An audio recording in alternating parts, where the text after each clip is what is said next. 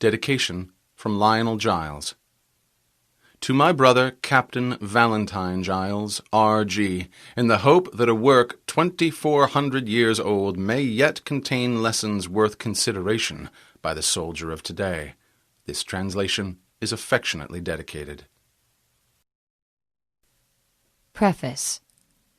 Accustomed as we are to think of China as an emerging nation, we are in some danger of forgetting that her experience of war in all its phases has been such as no modern state can parallel. She had built the Great Wall and was maintaining a huge standing army along her frontier centuries before the first Roman legionary was seen on the Danube. Her ancient military annals stretch back to a point at which they are lost in the mists of time. The most ancient of these is the art of war, attributed to Sun Tzu. But like the arguments as to whether the Odyssey was written by one man and whether Homer ever actually existed, there is some dispute as to the historical existence of General Sun Tzu. What has been established through historical references in the text itself is that the art of war was probably written between 505 and 496 BC. But the first direct reference to Sun Tzu was made nearly 4 centuries later. Therefore, an attempt to reconstruct even the outline of Sun Tzu's life must be based almost wholly on conjecture.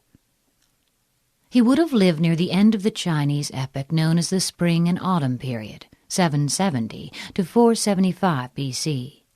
He was born into a military family from the northeastern state of Qi. There, he may have entered the army and gained the honorific title Sun after showing great ability during an attack on the neighboring state of Zhu.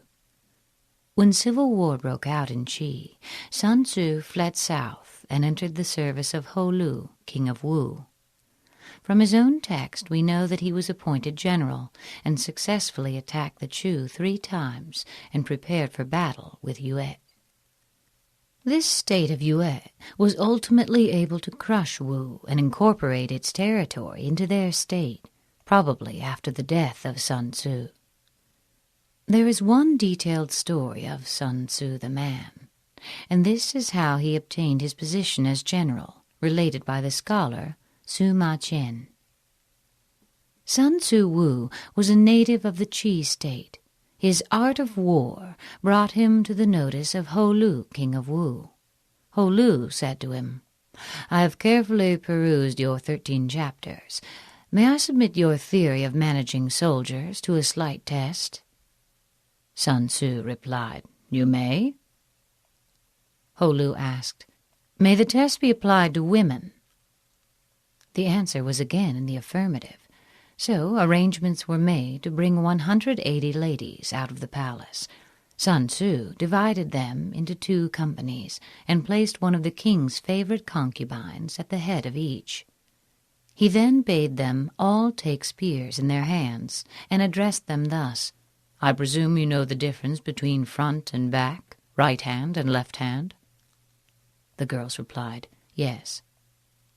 Sun Tzu went on, "When I say eyes front, you must look straight ahead. When I say left turn, you must face towards your left hand. When I say right turn, you must face towards your right hand. When I say about turn, you must face right round towards your back." Again the girls assented. The words of command having been thus explained, he set up the halberds and battle-axes in order to begin the drill. Then, to the sound of drums, he gave the order, "Right turn." But the girls only burst out laughing. Sun Tzu said, "If words of command are not clear and distinct, if orders are not thoroughly understood, then the general is to blame." So he started drilling them again, and this time gave the order, "Left turn," whereupon the girls once more burst into fits of laughter. Sun Tzu, "If words of command are not clear and distinct, if words are not thoroughly understood, the general is to blame. But if his orders are clear, and the soldiers nevertheless disobey, then it is the fault of their officers." So saying, he ordered the leaders of the 2 companies to be beheaded. Now the king of Wu was watching the scene from the top of a raised pavilion, and when he saw that his favorite concubines were about to be executed, he was greatly alarmed and hurriedly sent down the following message. "We are now quite satisfied as to our general's ability to handle troops. If we are bereft of these 2 concubines, our meat and drink will lose their savor. It is our wish that they shall not be beheaded." Sun Tzu replied, "Having once received His Majesty's commission to be the general of his forces, there are certain commands of His Majesty which, acting in that capacity, I am unable to accept." Accordingly, he had the 2 leaders beheaded, and straightway installed the pair next in order as leaders in their place. When this had been done, the drum was sounded for the drill once more, and the girls went through all the evolutions, turning to the right or to the left, marching ahead or wheeling back, kneeling or standing, with perfect accuracy and precision, not venturing to utter a sound. Then Sun Tzu sent a messenger to the king, saying, "Your soldiers, sire, are now properly drilled and disciplined, and ready for your Majesty's inspection. They can be put to any use that their sovereign may desire. Bid them go through fire and water, and they will not disobey." But the king replied, "Let our general cease drilling and return to camp. As for us, we have no wish to come down and inspect the troops." Thereupon Sun Tzu said, "The king is only fond of words and cannot translate them into deeds." After that, Ho Lu saw that Sun Tzu was one who knew how to handle an army, and finally appointed him general.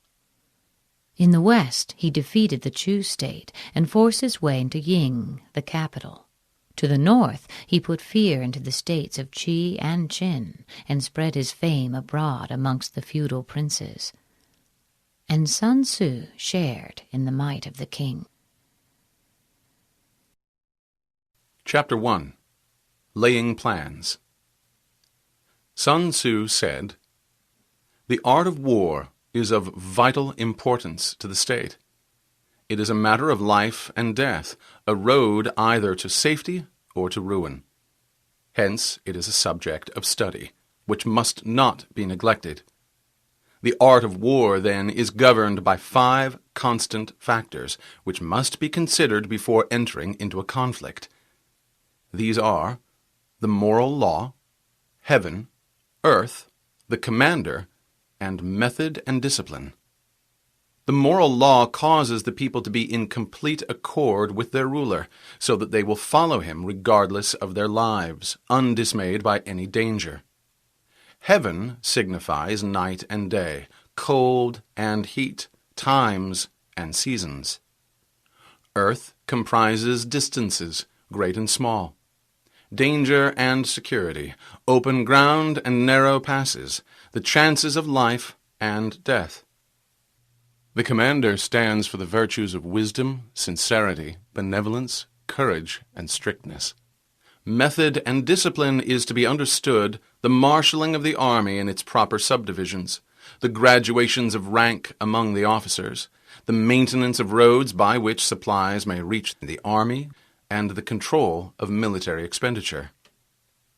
These 5 criteria should be familiar to every general. He who knows them will be victorious. He who knows them not will fail. Therefore, in your deliberations, when seeking to predict the outcome of a military conflict, let these 7 questions be the basis of your consideration. Which of the 2 sovereigns is imbued with morality? Which of the 2 generals has most ability? With whom lie the advantages derived from heaven and earth? On which side is discipline most rigorously enforced? There is a remarkable story of Cao Cao, 155 to 220 A.D., who was such a strict disciplinarian that once, in accordance with his own severe regulations against injury to standing crops, he condemned himself to death for having allowed his horse to shy into a field of corn. However, in lieu of losing his head, he was persuaded to satisfy his sense of justice by cutting off his hair. Tzu was quoted, "When you lay down a law, see that it is not disobeyed. If it is disobeyed, the offender must be put to death."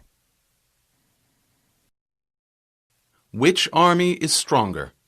On which side are officers and men better trained? In which army are both reward and punishment delivered most fairly?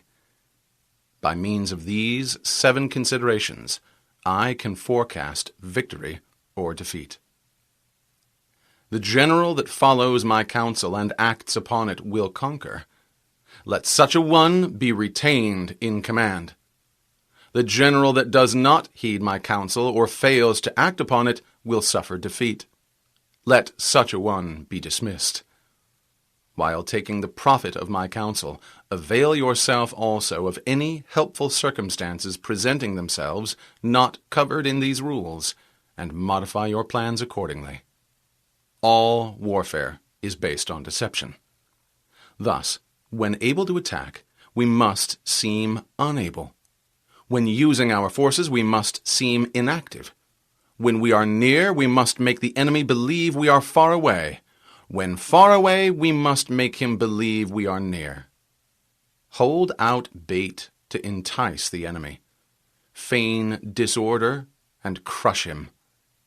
If he is secure at all points, be prepared for him. If he is in superior strength, evade him. If your opponent is quick to anger, seek to irritate him. Pretend to be weak, that he may grow arrogant. If he is tired, do not allow him to rest. If his forces are united, separate them. Attack him where he is unprepared. Appear where you are not expected. These military devices, leading to victory, must not be divulged beforehand. The general who wins a battle will make many calculations before the battle is fought. The general who loses a battle makes few plans beforehand. Thus, planning leads to victory, and lack thereof will bring defeat. It is by attention to this point that I can foresee who is likely to win or lose. Chapter 2. Waging War. In the operations of war, where there are in the field 1,000 swift chariots, as many heavy chariots, and 100,000 mail-clad soldiers, with provisions enough to carry them hundreds of miles, the expenditure at home and at the front, including entertainment of guests, small items such as glue and paint, and sums spent on chariots and armor, will reach the total of 1,000 ounces of silver per day. Such is the cost of raising an army of 100,000 men. When you engage in actual fighting, if victory is long in coming, then men's weapons will grow dull and their spirits will be low. If you lay siege to a town, you will exhaust your strength.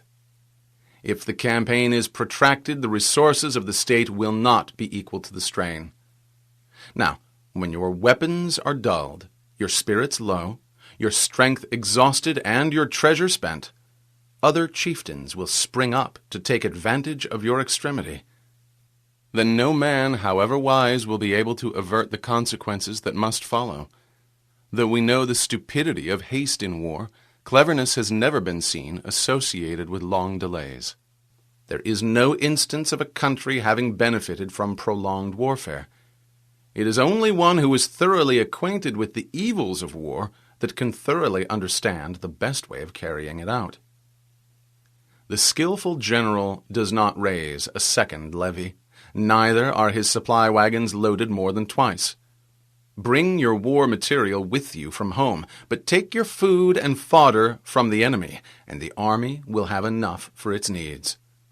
The cost of transporting material to a distant army causes the state and people to be impoverished. On the other hand, the proximity of an army causes prices to go up, and high prices cause the people's substance to be drained away. When wealth of the state has been drained away, the peasants will be heavily taxed.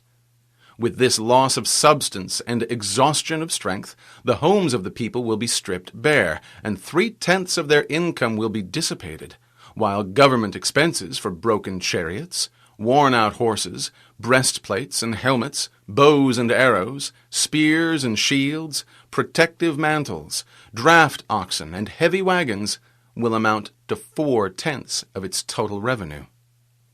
Hence, a wise general makes a point of foraging on the enemy.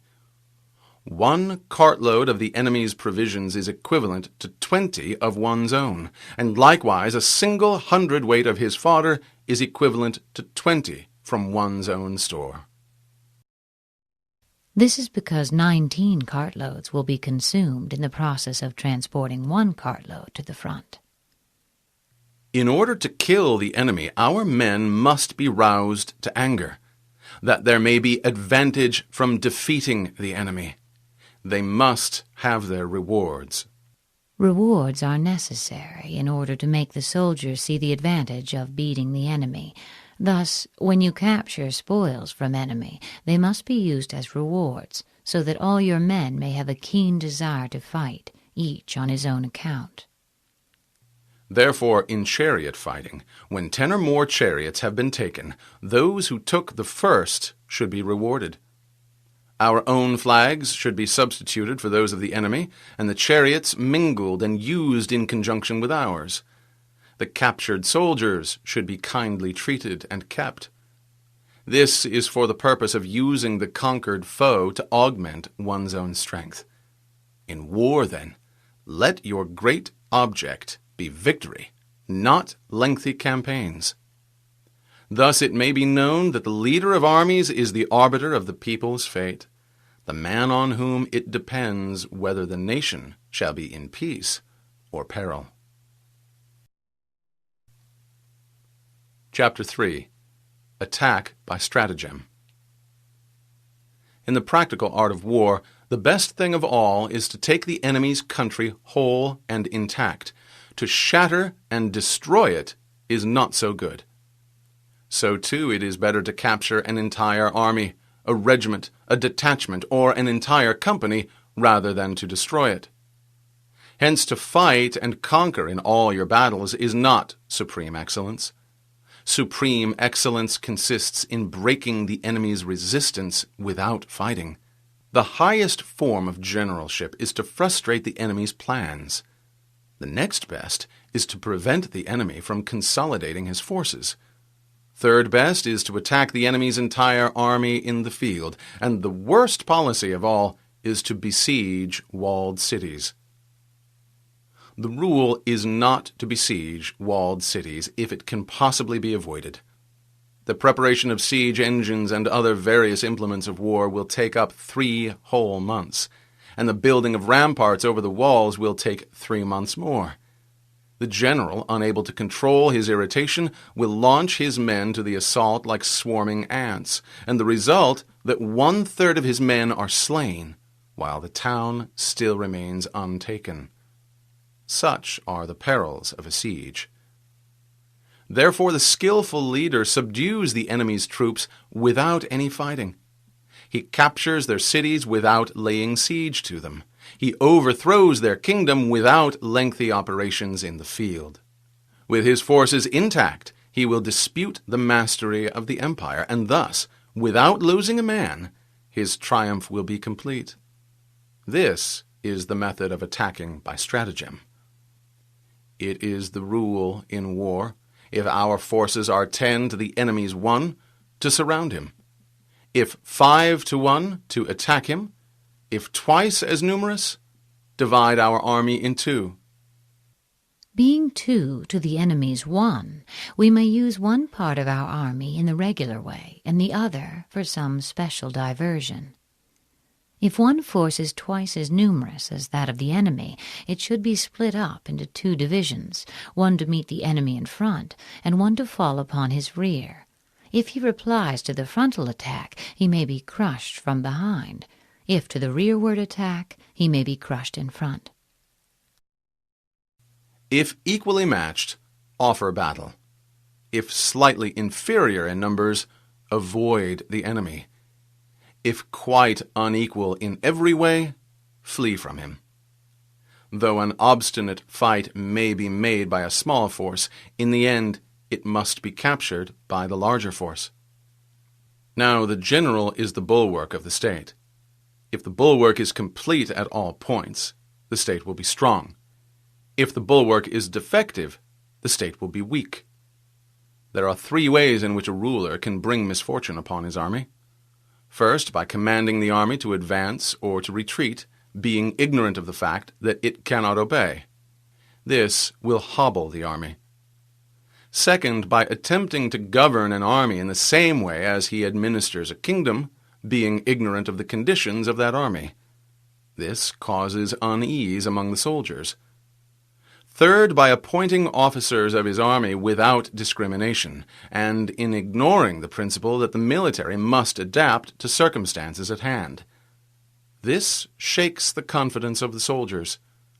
When the army is restless and distrustful, trouble is sure to come from the other feudal princes. This is simply bringing anarchy into the army and flinging victory away. Consequently, we may know that there are 5 essentials for victory. First, he will win who knows when to fight and when not to fight. Second, he will win who knows how to handle both superior and inferior forces. Third, he will win whose army is animated by the same spirit throughout all its ranks. Fourth, he will win who has prepared himself and waits to take the enemy unprepared.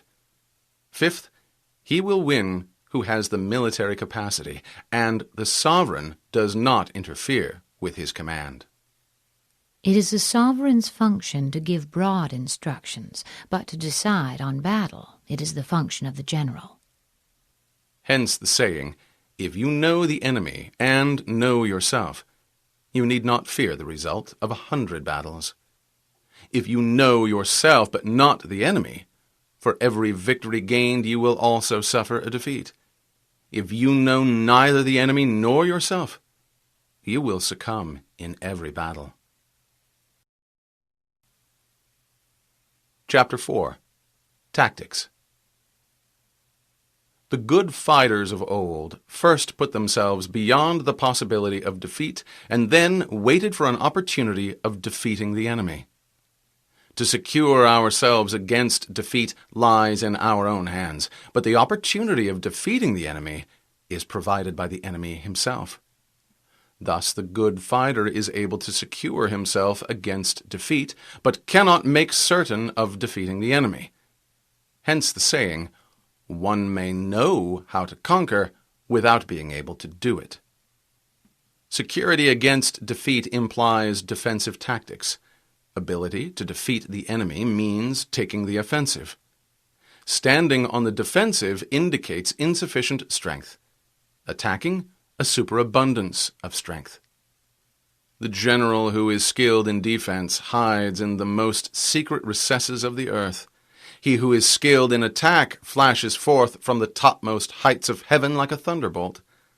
Thus, on one hand, we have the ability to protect ourselves. On the other, a victory that is complete.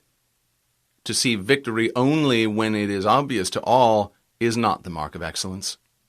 Neither is it the height of excellence if you fight and conquer, and the whole empire says, "Well done." To lift a fine fur is no sign of great strength. To see the sun and moon is no sign of sharp sight. To hear the noise of thunder is no sign of a good ear. What the ancients called a clever fighter is one who not only wins, but excels in winning with ease, and thus his victories bring him neither reputation for wisdom nor credit for courage. To win battles requires making no mistakes.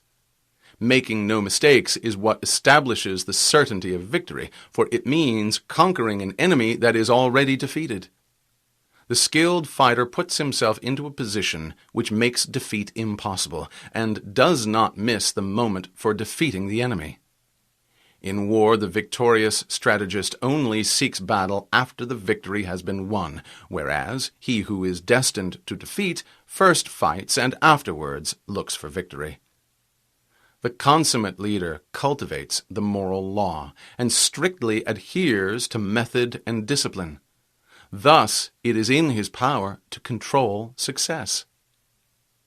In respect of military method, we have first to characterize the terrain. Second, estimate the dimensions of the battlefield.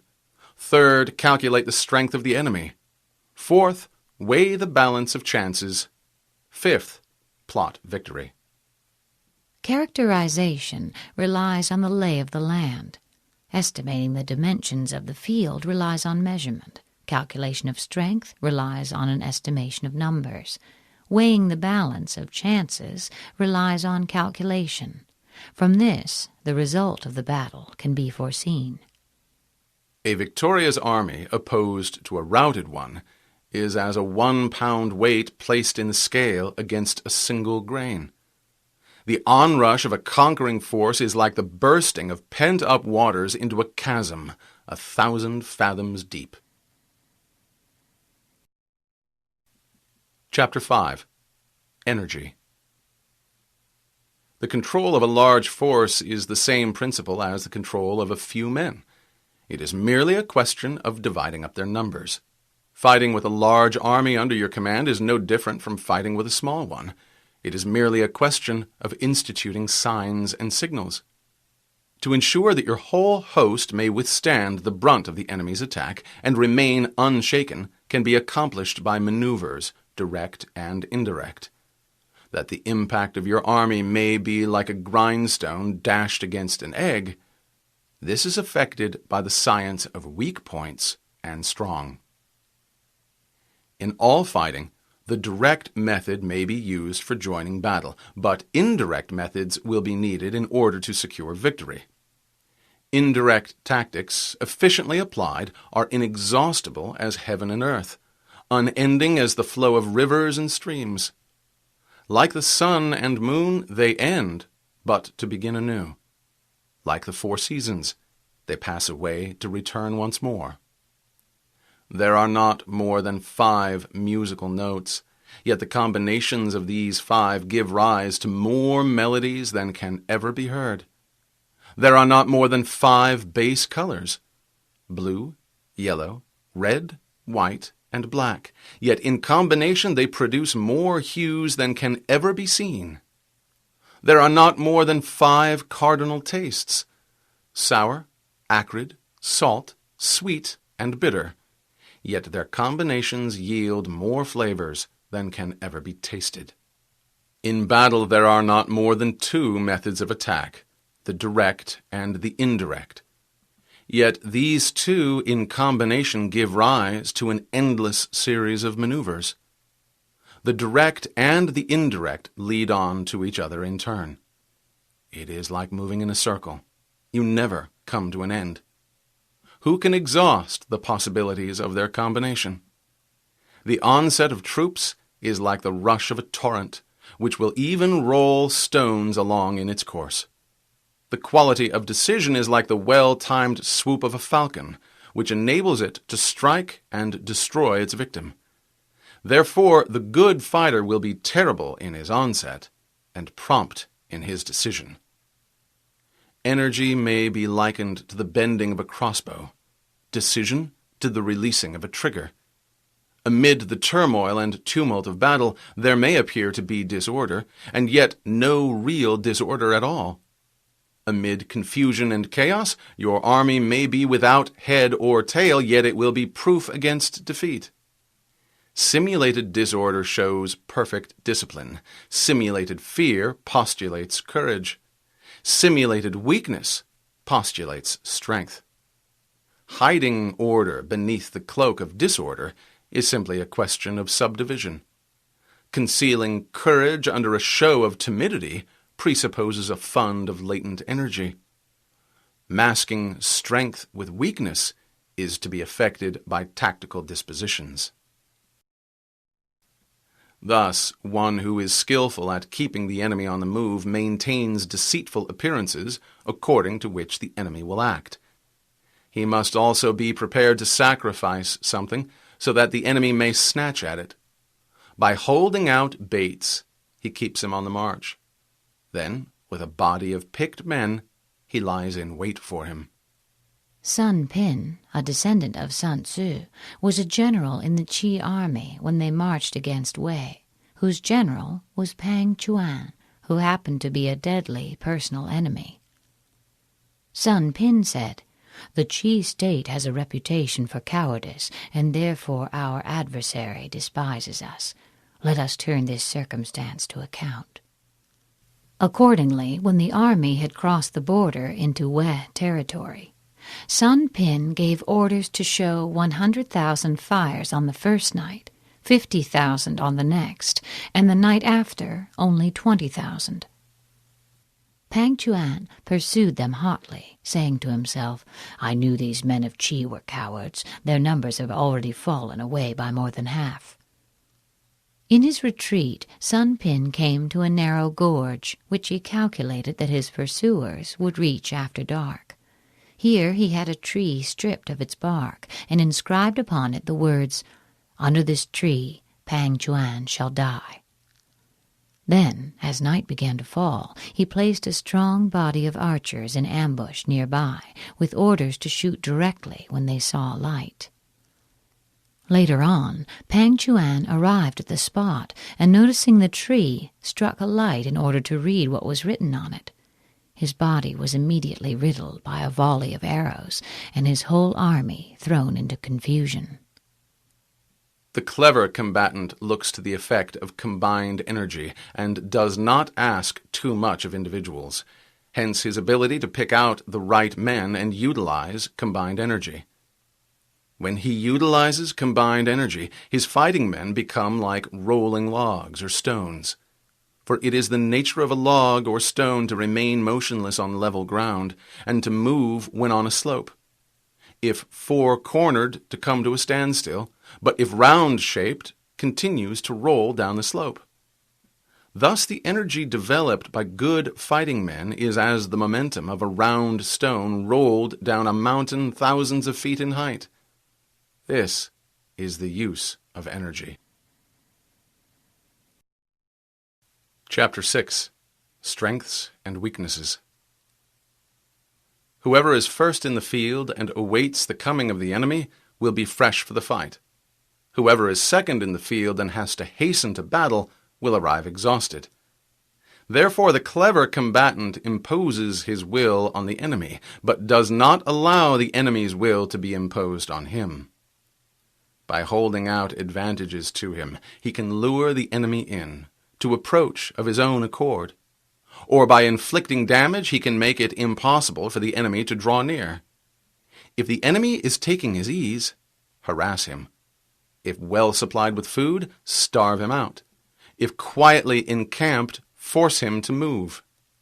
Appear at points that the enemy must hasten to defend. March swiftly to places where you are not expected. An army may march great distances without distress if it marches through country where the enemy is not. You can be sure of succeeding in your attacks if you attack only at places that are undefended. You can ensure the safety of your defense if you only hold positions that cannot be attacked. The skillful general is one who, in attack, the opponent does not know what to defend. And he is skillful in defense when his opponent does not know what to attack. Trust in the divine art of subtlety and secrecy, through which you learn to be invisible, inaudible, and hence you hold the enemy's fate in your hands. You may advance and be absolutely irresistible if you make for the enemy's weak points. You may retire and be safe from pursuit if your movements are more rapid than those of the enemy. If you wish to fight, the enemy can be forced to an engagement, even though he be sheltered behind a high rampart and a deep ditch. All we need do is attack some other place that he will be obliged to relieve. If we do not wish to fight, we can prevent the enemy from engaging us, even though the lines of our encampment be merely traced out on the ground. All we need do is to throw something odd and unexpected in his way. Even though we have constructed neither wall nor ditch, we puzzle him by strange and unusual dispositions. By discovering the enemy's dispositions and remaining invisible ourselves, we can keep our forces concentrated, while the enemy's must be divided. We can form a single united body, while the enemy must split up into fractions. Hence there will be a whole pitted against separate parts of a whole, which means that we shall be many to the enemy's few. And if we are able thus to attack an inferior force with a superior one, our opponents will be in dire straits.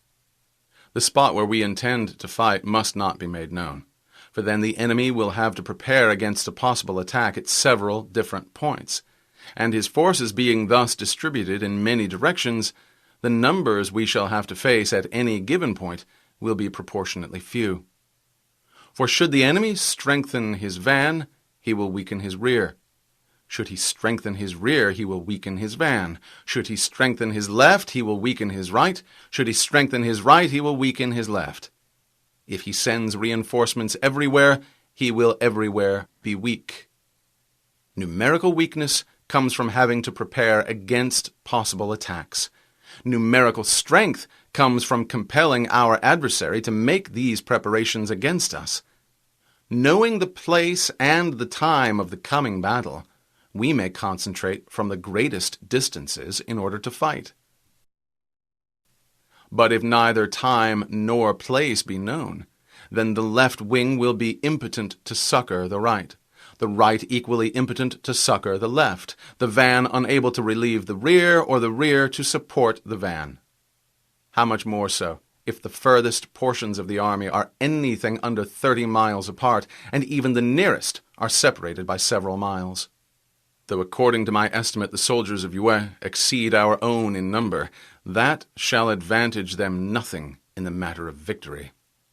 I say then that victory can be achieved. Though the enemy be stronger in numbers, we may prevent him from fighting. Scheme so as to discover his plans and the likelihood of their success. Rouse him, and learn the principle of his activity or inactivity. Force him to reveal himself so as to find out his vulnerable spots. Carefully compare the opposing army with your own, so that you may know where strength is superabundant and where it is deficient. In making tactical dispositions, the highest pitch you can attain is to conceal them. Conceal your dispositions, and you will be safe from the prying of the subtlest spies, from the machinations of the wisest minds. How victory may be produced for them out of the enemy's own tactics, that is what the multitude cannot comprehend. All men can see the tactics whereby I conquer, but what none can see is the strategy out of which victory is evolved. Do not repeat the tactics which have gained you one victory, but let your methods be regulated by the infinite variety of circumstances. Military tactics are like unto water. For water in its natural course runs away from high places and hastens downwards. So in war, the way is to avoid what is strong and to strike at what is weak. Water shapes its course according to the nature of the ground over which it flows. The soldier works out his victory in relation to the foe whom he is facing. Therefore, just as water retains no constant shape, so in warfare there are no constant conditions. He who can modify his tactics in relation to his opponent, and thereby succeed in winning, may be called a heaven-born captain. The 5 elements, water, fire, wood, metal, earth, are not always equally predominant. The 4 seasons make way for each other in turn. Days are short and long. The moon wanes and waxes. Chapter 7. Maneuver. In war, the general receives his commands from the sovereign. Having collected an army and concentrated his forces, he must blend and harmonize the different elements thereof before pitching his camp. After that comes tactical maneuvering, which is the most difficult.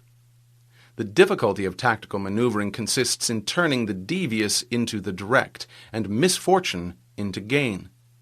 Thus, to take a long and circuitous route, after enticing the enemy out of the way, and though starting after him, to contrive to reach the goal before him, shows knowledge of the artifice of deviation. Maneuvering with an army is advantageous. With an undisciplined multitude, most dangerous. If you set a fully equipped army in march in order to seize an advantage, the chances are that you will be too late.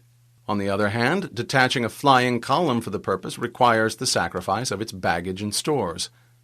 Thus, if you order your men to roll up their buff coats and make forced marches without halting day or night, covering double the usual distance at a stretch, doing 30 miles in order to wrest an advantage, the leaders of all your 3 divisions will fall into the hands of the enemy.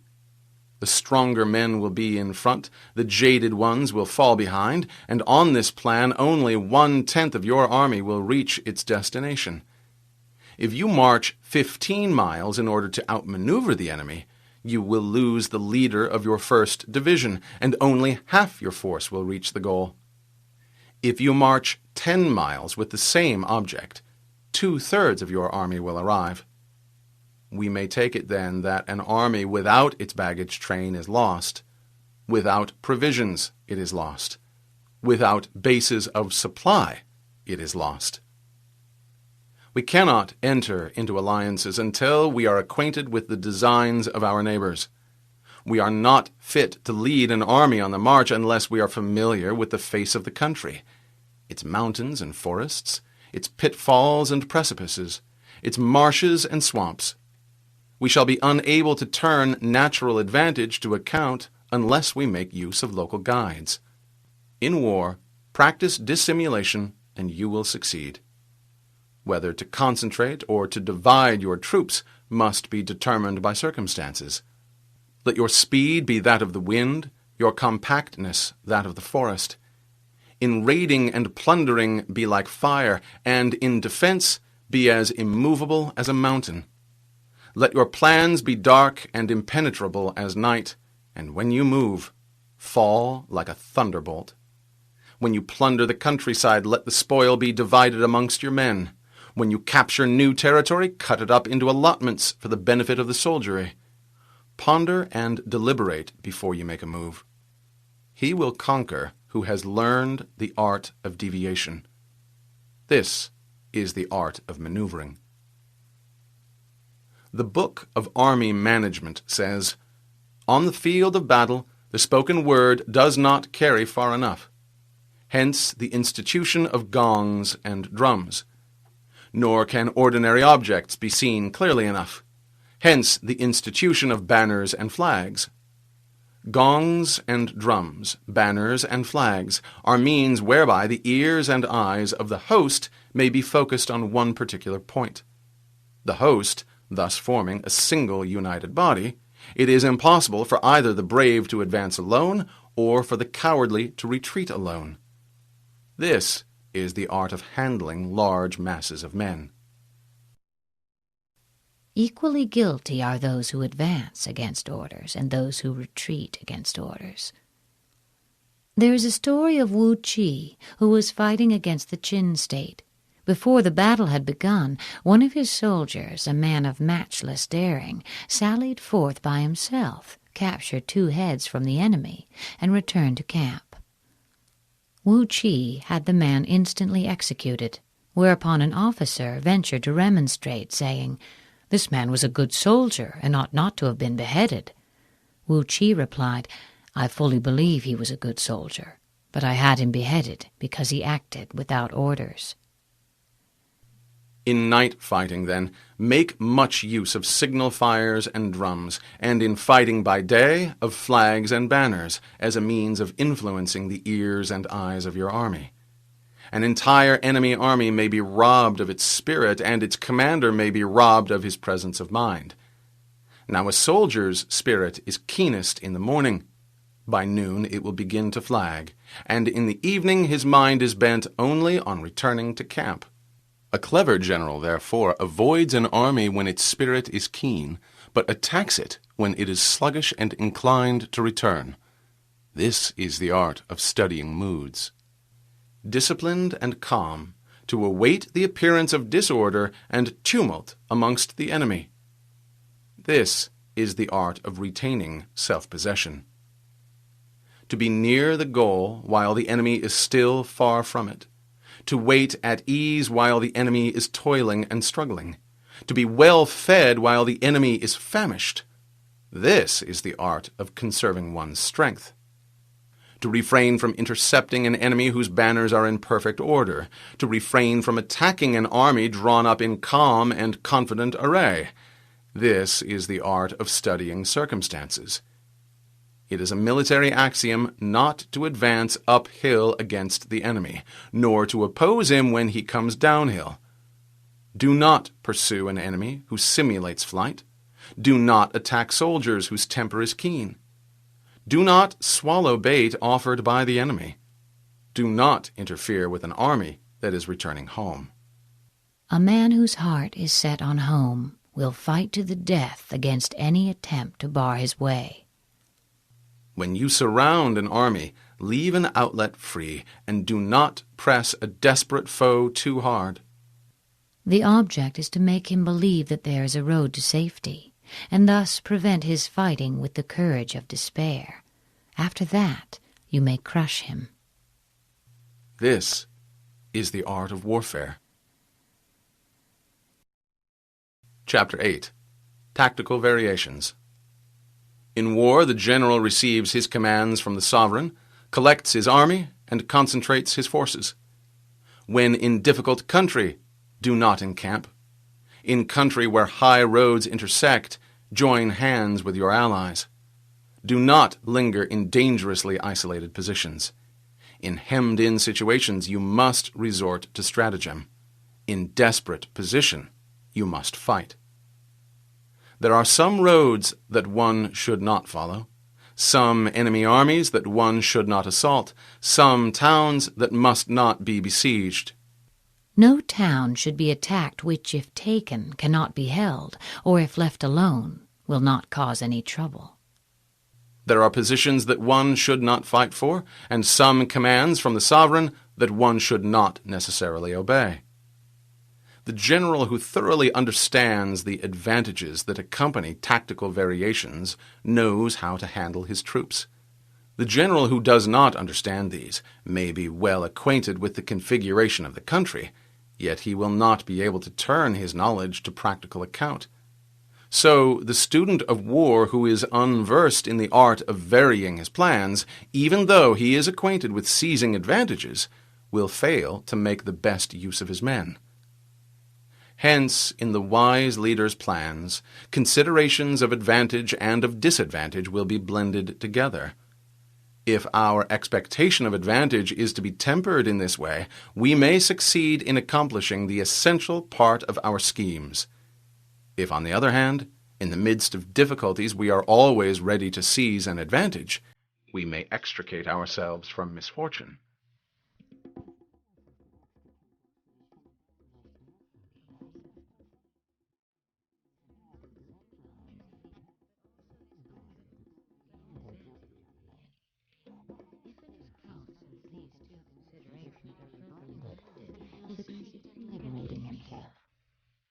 Reduce the hostile chiefs by inflicting damage on them, make trouble for them, and keep them constantly engaged.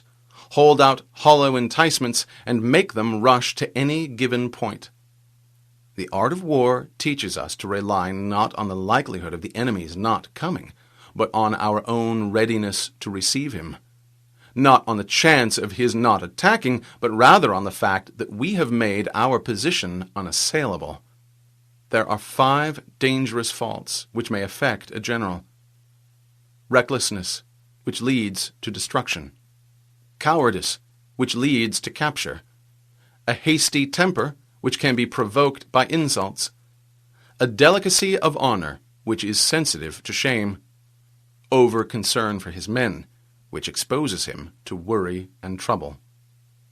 These are the 5 besetting sins of a general, ruinous to the conduct of war.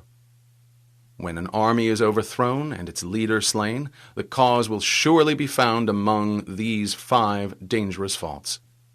Let them be a subject of meditation. Chapter 9. The Army on Campaign. We come now to the question of encamping the army and observing signs of the enemy. Pass quickly over mountains and keep in the neighborhood of valleys. Camp in high places facing the sun. Do not climb heights in order to fight. This is the art of mountain warfare. After crossing a river, you should move far away from it. When an invading force crosses a river in its onward march, do not advance to meet it in midstream. It will be best to let half the army get across and then deliver your attack. If you are anxious to fight, you should not go to meet the invader near a river which he has to cross. Moor your craft further upriver from the enemy and facing the sun. Do not move upstream to meet the enemy. This is the art of river warfare. This principle is illustrated by the victory of Han Xin at Wei River. The two armies were drawn up on opposite sides of the river. In the night, Han Xin ordered his men to take some 10,000 sacks filled with sand and construct a dam higher up. Then, leading half his army across the river, he attacked the enemy, but after a time, pretending to have failed in his attempt, he hastily withdrew to the other bank. The opposing general was much elated by this unlooked-for success, and exclaiming, "I felt sure that Han Xin was really a coward," he pursued him and began crossing the river in his turn. Han Xin sent a party to cut open the sandbags, thus releasing a torrent of water, which swept down and prevented the greater portion of the foe's army from getting across. He then turned upon this force, which had been cut off, and annihilated it, the enemy general himself being amongst the slain. The rest of the army on the further bank scattered and fled in all directions. In crossing salt marshes, your sole concern should be to get over them quickly, without any delay. They lack both fresh water and forage, and expose the army to attack. If forced to fight in a salt marsh, you should have water and grass near you, and get your back to a clump of trees. This is the art of operating in salt marshes.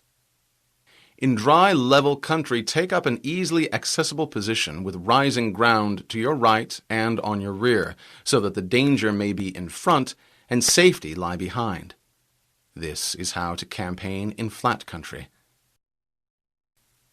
These are the 4 useful branches of military knowledge: fighting in mountains, rivers, marshes, and plains, that enabled the Yellow Emperor to vanquish 4 rival sovereigns. All armies prefer high ground to low and sunny places to dark. If you are careful of your men and camp on hard ground, the army will be free from disease of every kind, and this will spell victory. When you come to a hill or a bank, occupy the sunny side, with the slope on your right rear. Thus you will at once act for the benefit of your soldiers and utilize the natural advantages of the ground. When, in consequence of heavy rains up country, a river you wish to ford is swollen and flecked with foam, you must wait until it subsides. Country in which there are precipitous cliffs with torrents running between, deep natural hollows, confined spaces, tangled thickets, quagmires, and crevasses, should be left with all possible speed and not approached. While we keep away from such places, we should entice the enemy to approach them. While we face them, we should let the enemy have them on his rear. If in the neighborhood of your camp there should be any hilly country, ponds surrounded by aquatic grass, hollow basins filled with reeds, or woods with thick undergrowth, they must be carefully flushed out and searched, for these are places to be caught in an ambush, or insidious spies are likely to be lurking. When the enemy is close at hand and remains quiet, he is relying on the natural strength of his position. When he keeps aloof and tries to provoke a battle, he is anxious for the other side to advance on his position. If his place of encampment is easy of access, he is enticing you to advance. Movement amongst the trees of a forest shows that the enemy is advancing. The appearance of a number of screens in the midst of thick grass means that the enemy wants to make us suspicious. The rising of birds in their flight is the sign of an ambush. Startled beasts indicate that a sudden attack is coming. When there is dust rising in a high column, it is the sign of chariots advancing. When it is low, but spread over a wide area, it signifies the approach of infantry. When the dust branches out in different directions, it shows that parties have been sent to collect firewood. A few clouds of dust moving to and fro signify that the army is encamping. Humble words and increased preparations are signs that the enemy is about to advance. Violent language and driving forward as if to the attack are signs that he will retreat. This point is illustrated by the story of when the army of Yen was besieging the capital city of Qi. The Qi general openly said, "My only fear is that the Yen army may cut off the noses of their Qi prisoners and place them in the front rank to fight against us. That would be the undoing of our city." The other side, being informed of this speech, at once acted on the suggestion. But those within the city were enraged at seeing their fellow countrymen thus mutilated, and fearing only lest they should fall into the enemy's hands, were nerved to defend themselves more obstinately than ever. Once again the Qi general allowed spies to report his words to the enemy.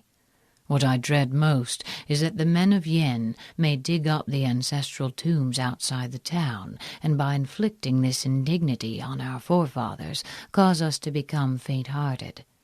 Immediately the besiegers dug up all the graves and burned the corpses lying in them. And the defenders, witnessing the outrage from the city walls, wept passionately, and were all eager to go out and fight, their fury being increased tenfold. The Qi general knew then that his soldiers were ready for any enterprise. But instead of a sword, he himself took a mattock in his hands, and ordered others to be distributed amongst his best warriors, while the ranks were filled up with their wives and concubines. He then served out all the remaining rations and bade his men eat their fill.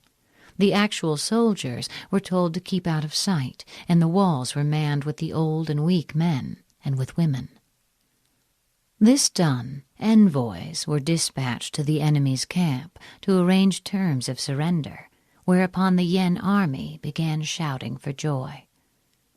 The Qi general also collected 20,000 ounces of silver from the people, and got the wealthy citizens of the besieged city to send it to the Yen general with the prayer that when the town capitulated, he would not allow their homes to be plundered or their women to be maltreated. The Yen general, in high good humor, granted their prayer, but his army now became increasingly slack and careless. Meanwhile, the Qi got together 1,000 oxen, decked them with pieces of red silk, painted their bodies dragon-like with colored stripes, and fastened sharp blades on their horns and well-greased reeds on their tails.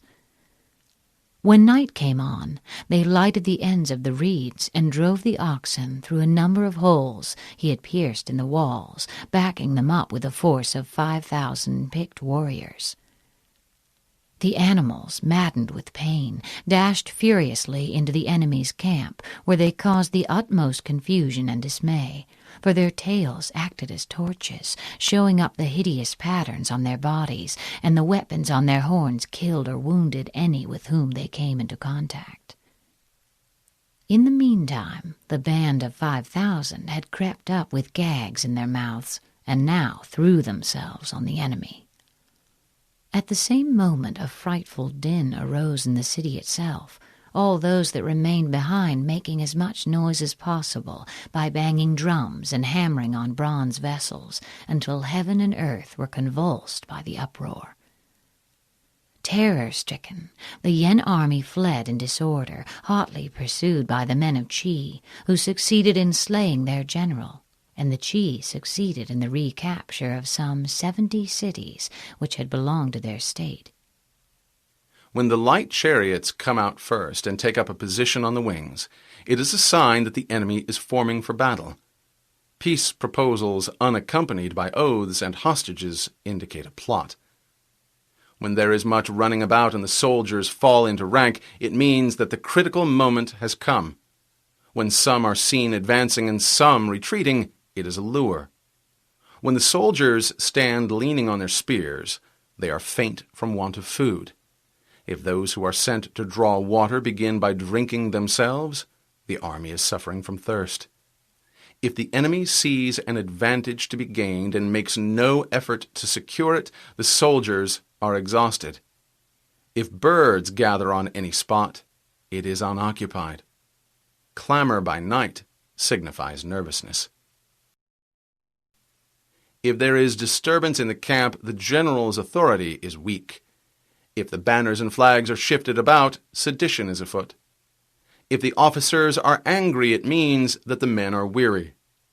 When an army feeds its horses with grain and kills its cattle for food, and when the men do not hang their cooking pots over the campfires, showing that they will not return to their tents, you may know that they are determined to fight to the death. The sight of men whispering together in small knots or speaking in subdued tones points to disaffection amongst the rank and file. Too frequent rewards signify that the enemy is at the end of his resources. Too many punishments betray a condition of dire distress.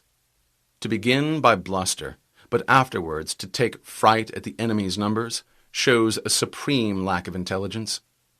When envoys are sent with compliments in their mouths, it is a sign that the enemy wishes for a truce. If the enemy's troops march up angrily and remain facing ours for a long time without either joining battle or taking themselves off again, the situation is one that demands great vigilance and circumspection.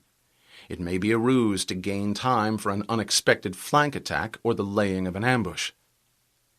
If our troops are no more in number than the enemy, that is amply sufficient. It only means that no direct attack can be made.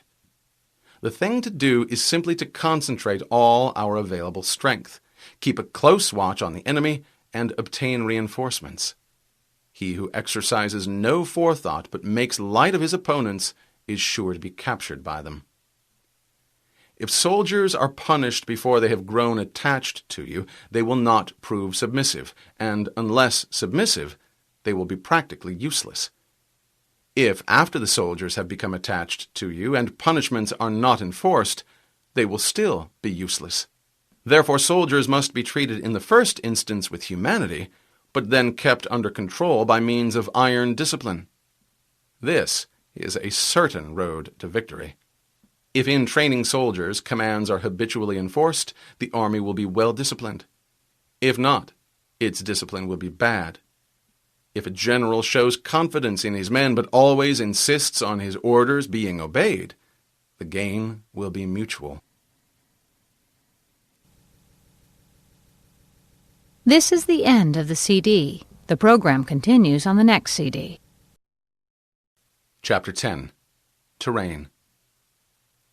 We may distinguish 6 kinds of terrain: accessible ground, entangling ground, temporizing ground, narrow passes, precipitous heights, and positions at a great distance from the enemy. Ground which can be freely traversed by both sides is called accessible. With regard to ground of this nature, always occupy the raised and sunny spots before the enemy, and carefully guard your line of supplies. Then you will fight with the advantage. Ground that can be easily abandoned but is hard to reoccupy is called entangling. From a position of this sort, if the enemy is unprepared, you may sally forth and defeat him. But if the enemy is prepared for your coming and you fail to defeat him, then, return being impossible, disaster will ensue. When the position is such that neither side will gain by making the first move, it is called temporizing ground. In a position of this sort, even though the enemy should offer us an attractive bait, it will be advisable not to stir forth, but rather to retreat, thus enticing the enemy in his turn. Then, when part of his army has come out, we may deliver our attack with advantage. With regard to narrow passes, if you can occupy them first, let them be strongly garrisoned and await the advent of the enemy. Should the army forestall you in occupying a pass, do not go after him if the pass is fully garrisoned, unless it is weakly garrisoned. With regard to precipitous heights, if you are beforehand with your adversary, you should occupy the raised and sunny spots, and there wait for him to come up. If the enemy has occupied them before you, do not follow him, but retreat and try to entice him away. If you are situated at a great distance from the enemy, and the strength of the two armies is equal, it is not easy to provoke a battle, and if you tire your army by a march to his position, fighting will be to your disadvantage. These 6 are the principles connected with earth. The general who has attained a responsible post must be careful to study them. Now an army is exposed to 6 several calamities, not arising from natural causes, but from faults for which the general is responsible. These are flight, insubordination, collapse, ruin, disorganization, and rout. Other conditions being equal, if one force is hurled against another 10 times its size, the result will be the flight of the former. When the common soldiers are too strong and their officers too weak, the result is insubordination. When the officers are too strong and the common soldiers too weak, the result is collapse. When the higher officers are angry and insubordinate, and on meeting the enemy give battle on their own account from a feeling of resentment, before the commander-in-chief can tell whether or not he is in a position to fight, the result is ruin. When the general is weak and without authority, when his orders are not clear and distinct, when there are no fixed duties assigned to officers and men, and the ranks are formed in a slovenly, haphazard manner, the result is utter disorganization. When a general, unable to estimate the enemy's strength, allows an inferior force to engage a larger one, or hurls a weak detachment against a powerful one, and neglects to place picked soldiers in the front rank, the result must be rout. These are 6 ways of courting defeat, which must be carefully noted by the general who has attained a responsible post. The natural formation of the country is the soldier's best ally, but a power of estimating the adversary, of controlling the forces of victory, and of shrewdly calculating difficulties, dangers, and distances, constitutes the test of a great general. He who knows these things and in fighting puts his knowledge into practice will win his battles. He who knows them not, nor practices them, will surely be defeated. If fighting is sure to result in victory, then you must fight, even though the ruler forbid it. If fighting will not result in victory, then you must not fight, even at the ruler's bidding. The general who advances without coveting fame and retreats without fearing disgrace, whose only thought is to protect his country and do good service for his sovereign, is the jewel of the kingdom. Regard your soldiers as your children, and they will follow you into the deepest valleys. Look upon them as your own beloved sons, and they will stand by you even unto death. There is a story about the famous general Wu Qi.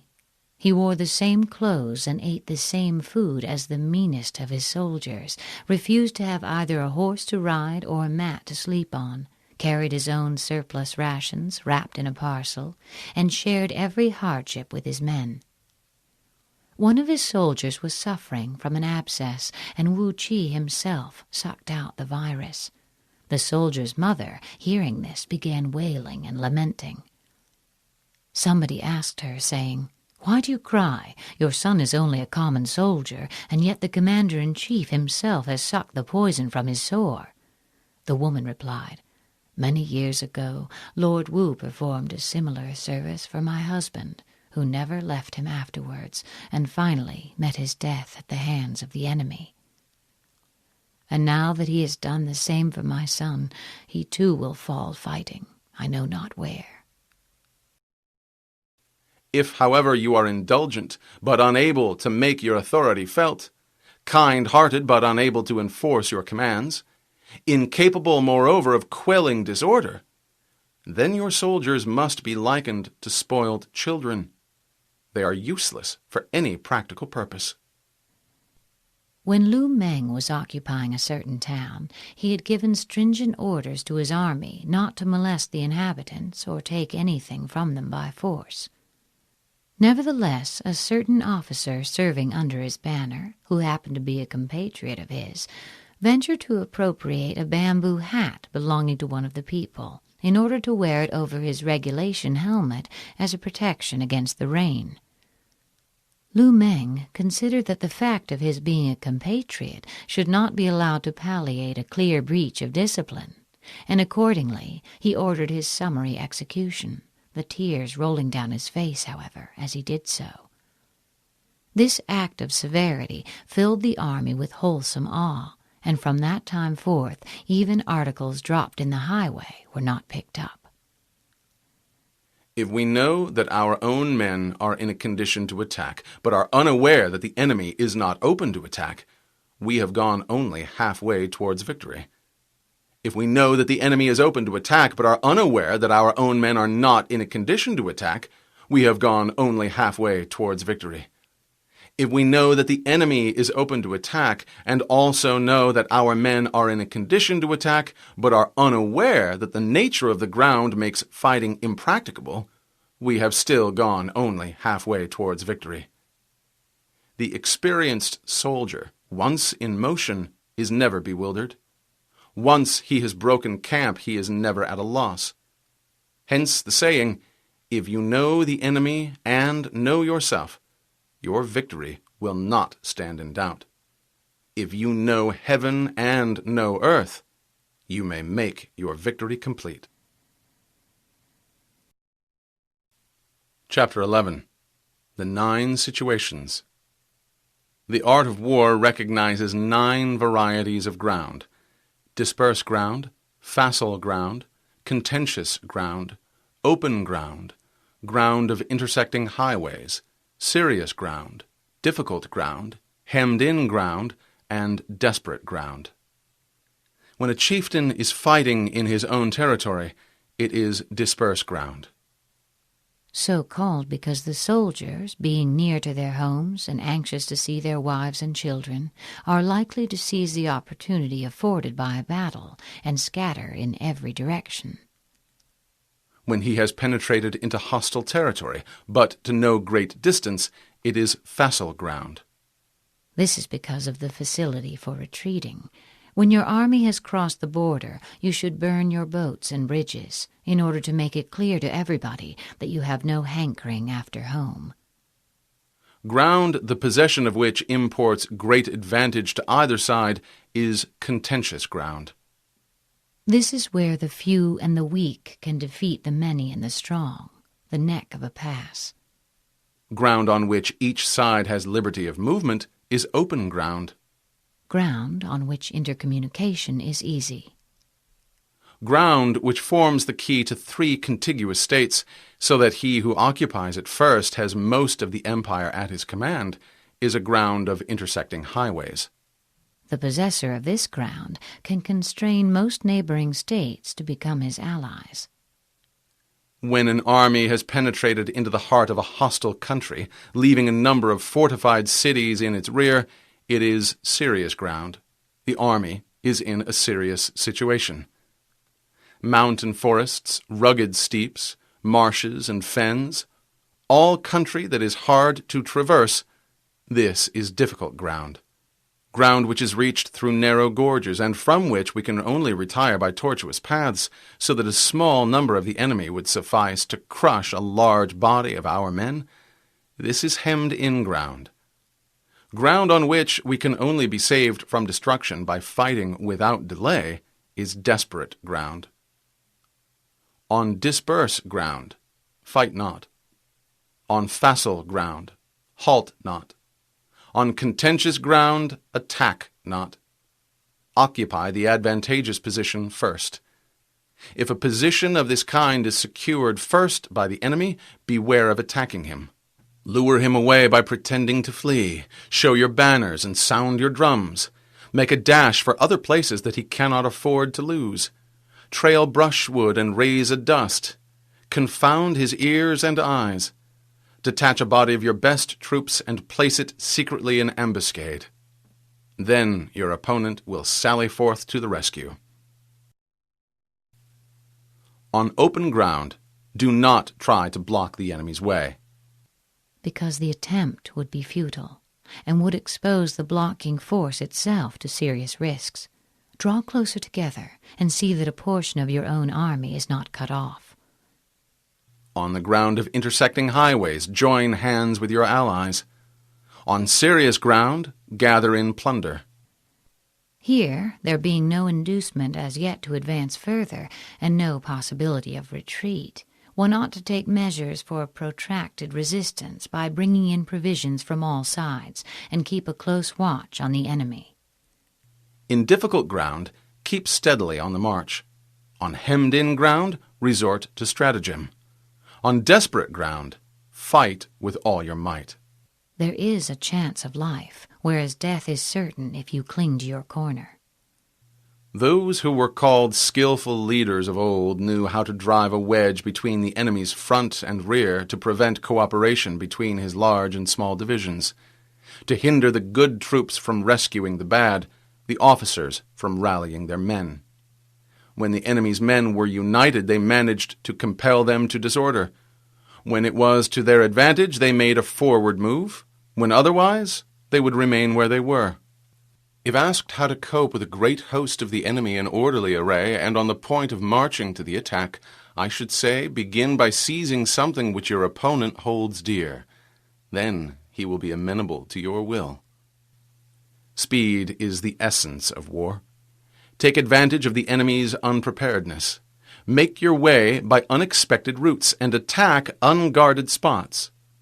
The following are the principles to be observed by an invading force.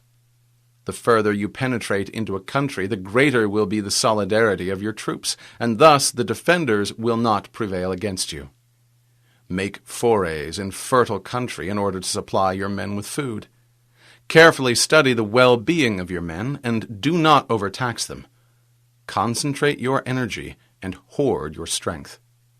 Wang Qian was a famous general whose military genius largely contributed to the success of the first emperor.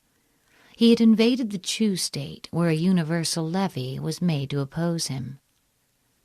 But being doubtful of the temper of his troops, he declined all invitations to fight and remained strictly on the defensive. In vain did the Chu general try to force a battle. Day after day, Wang Qian kept inside his walls and would not come out, but devoted his whole time and energy to winning the affection and confidence of his men. He took care that they should be well fed, sharing his own meals with them, provided facilities for bathing, and employed every method of judicious indulgence to weld them into a loyal and homogeneous body. After some time had elapsed, he sent certain persons to find out how the men were amusing themselves. The answer was that they were having contests of weight-throwing and long-jumping. When Wang Qian heard that they were engaged in these athletic pursuits, he knew that their spirits had been strung up to the required pitch, and that they were now ready for fighting. By this time the Chu army, after repeating their challenge again and again, had marched away eastwards in disgust. The Qin general immediately broke up his camp and followed them, and in the battle that ensued they were routed with great slaughter. Shortly afterwards the whole of Chu was conquered, and the king led into captivity. Keep your enemy continually on the move, and devise unfathomable plans. Let the enemy never know exactly where you are. Throw your soldiers into positions from where there is no escape. If they will face death, there is nothing they may not achieve. Officers and men alike will put forth their uttermost strength. If they are in an awkward place together, they will surely exert their united strength to get out of it. Soldiers, when in desperate straits, lose the sense of fear. If there is no place of refuge, they will stand firm. If they are in hostile country, they will show a stubborn front. If there is no help for it, they will fight hard. Thus, without waiting to be marshaled, the soldiers whose fate you hold in your hands, without waiting to be asked, will do your will, without restrictions. They will be faithful, without giving orders. They can be trusted. Prohibit the taking of omens, and do away with superstitious doubts. Then, until death itself comes, no calamity need be feared. If one man were to run amok with a sword in the marketplace, and everybody else try to get out of his way, I should not say that this man alone had courage, and that all the rest were contemptible cowards. The truth is that a desperado and a man who values his life do not meet on even terms. If our soldiers are not overburdened with money, it is not because they have a distaste for riches. If their lives are not unduly long, it is not because they are disinclined to longevity. Wealth and long life are things for which all men have a natural inclination. Hence, if they burn or fling away valuables and sacrifice their own lives, it is not that they dislike them, but simply that they have no choice. It is for the general to see that temptations to shirk fighting and grow rich are not thrown in their way. On the day they are ordered out to battle, your soldiers may weep, those sitting up, the tears falling on their garments, and those lying down, letting the tears run down their cheeks. Not because they are afraid, but because all have embraced the firm resolution to do or die. Let them once be brought to bay, and they will display the courage of the heroes Chu or Kuei. Chu was a contemporary and compatriot of Sun Tzu, who was employed by the king to assassinate a rival king by whom he was employed. Chu secreted a dagger, which he in the belly of a fish served up at a banquet. He succeeded in his attempt, but was immediately hacked to pieces by the king's bodyguard. This was in 515 B.C. The other, Kuei, performed his exploit 166 years earlier, in 681 B.C. His state had thrice been defeated by Qi, and was just about to conclude a treaty surrendering a large slice of his territory, when Kuei suddenly seized the Duke of Qi as he stood on the altar steps and held a dagger against his chest. None of the Duke's retainers dared to move a muscle, and Kuei proceeded to demand full restitution, declaring his country was being unjustly treated because she was a smaller and a weaker state. The Duke, in peril of his life, was obliged to consent, whereupon Kuei flung away his dagger and quietly resumed his place amid the terrified assemblage without having so much as changed color. As was to be expected, the Duke wanted afterwards to repudiate the bargain, but a wise old counselor pointed out to him the impolicy of breaking his word, and the upshot was that this bold stroke regained for Kuei the whole of what he had lost in 3 pitched battles. The skillful tactician may be likened to a swift snake. Strike at its head, and you will be attacked by its tail. Strike at its tail, and you will be attacked by its head. Strike at its middle, and you will be attacked by head and tail both. Asked if an army can be made to imitate such a snake, I should answer yes. For the men of Wu and the men of Yue are enemies. Yet if they are crossing a river in the same boat and are caught by a storm, they will come to each other's assistance, just as the left hand helps the right. If 2 enemies will help each other in a time of common peril, how much more should 2 parts of the same army, bound together as they are by every tie of interest and fellow feeling? Yet it is notorious that many a campaign has been ruined through lack of cooperation, especially in the case of allied armies.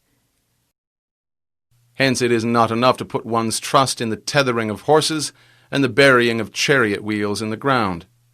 The principle on which to manage an army is to set up one standard of courage which all must reach. How to make the best of both strong and weak, that is a question involving the proper use of ground. Less reliable troops, if posted in strong positions, will hold out as long as better troops on more exposed terrain. The advantage of position neutralizes the inferiority in stamina and courage. Thus the skillful general conducts his army just as though he were leading a single man, willy-nilly by the hand. It is the business of a general to be quiet, and thus ensures secrecy, upright and just, and thus maintain order. He must be able to mystify his officers and men by false reports and appearances, and thus keep them in total ignorance. The troops must not be allowed to share your schemes in the beginning. They may only rejoice with you over their happy outcome. Pan Chao took the field with 25,000 men with the object of crushing Yarkand. The king of Yarkand replied by dispatching his chief commander to succor the place with an army totaling 50,000 men. Pan Chao summoned his to a council of war and said, "Our forces are now outnumbered and unable to make head against the enemy. The best plan, then, is for us to separate and disperse, each in a different direction. My deputy will march away by the easterly route, and I will then return myself towards the west. Let us wait until the evening drum has sounded, and then start." Pan Chao now secretly released the prisoners whom he had taken alive, and the king of Yarkand was thus informed of his plans. Much elated by the news, the latter set off at once at the head of 10,000 horsemen to bar Pan Chao's retreat in the west, while another part of his army rode eastward with 8,000 horses in order to intercept the second part of Pan Chao's army. As soon as Pan Chao knew that 2 portions of the enemy's army had gone, he called his divisions together, got them well in hand, and at the break of dawn hurled them against the largest detachment of the Yarkand army as it lay encamped. The barbarians, panic-stricken, fled in confusion and were closely pursued by Pan Chao. Over 5,000 heads were brought back as trophies, besides immense spoils of horses and cattle and valuables of every description. Yarkand then capitulating, and its forces were scattered. From that time forward, Pan Chao's prestige completely overawed the countries of the West. By altering his arrangements and changing his plans, he keeps the enemy without definite knowledge. By shifting his camp and taking circuitous routes, he prevents the enemy from anticipating his purpose. The axiom that war is based on deception does not apply only to your enemy. You must deceive even your own soldiers. Make them follow you, but without letting them know why. At the critical moment, the leader of an army acts like one who has climbed up a height and then kicks away the ladder behind him. He carries his men deep into hostile territory before he shows his hand. He burns his boats and breaks his cooking pots. Like a shepherd driving a flock of sheep, he drives his men this way and that, and nothing knows whither he is going. To muster his host and bring it into danger, this may be termed the business of the general. After mobilization, there should be no delay in aiming a blow at the enemy's heart. Different measures suited to the 9 varieties of ground, the expediency of aggressive or defensive tactics, and the fundamental laws of human nature, these are things that must most certainly be studied. When invading hostile territory, the general principle is that penetrating deeply brings cohesion, penetrating but a short way means dispersion. When you leave your own country behind and take your army across neighborhood territory, you find yourself on critical ground. When there are means of communication on all 4 sides, the ground is one of intersecting highways.